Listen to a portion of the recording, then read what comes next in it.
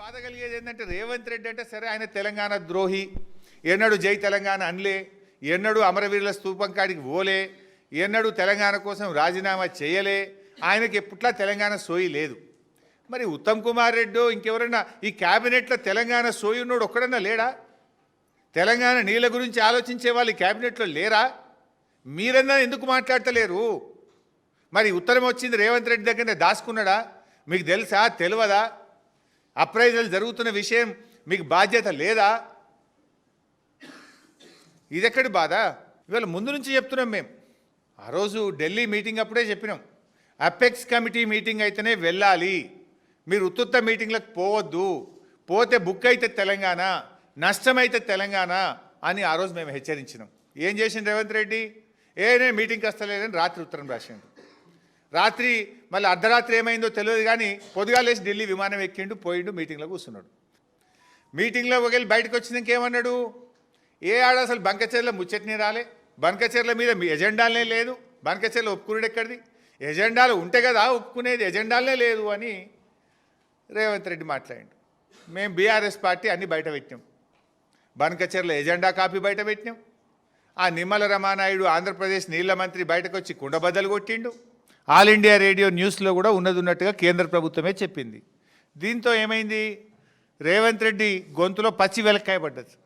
రేవంత్ రెడ్డి ద్రోహం, రేవంత్ రెడ్డి అబద్ధాలు బట్టబయలైపోయినాయి.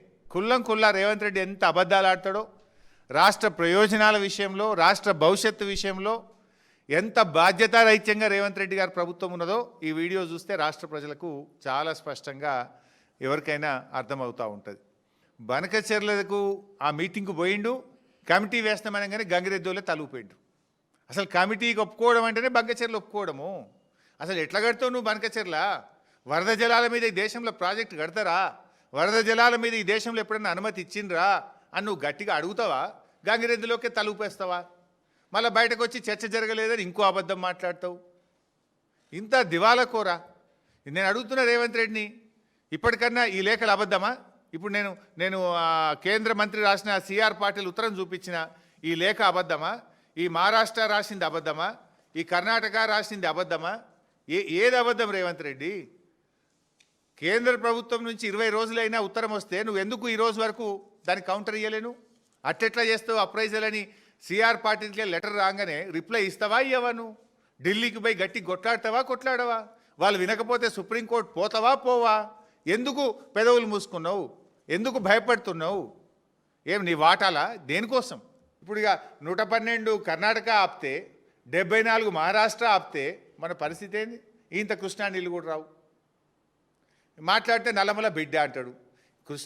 ఆ నల్లమలను ఆనుకొని పారే కృష్ణా నదిలో ఆ మహబూబ్ నగర్ జిల్లాకు అన్యాయం జరుగుతుంటే నువ్వు నల్లమల పులివా, పిల్లివా, ఎలుకవా? ఎందుకు మాట్లాడతలేవు? మరి పులి అయితే మాట్లాడదు, పిల్లివైనవో ఎలుకవైనవో, అందుకే మాట్లాడతలేనట్టున్నావు నువ్వు.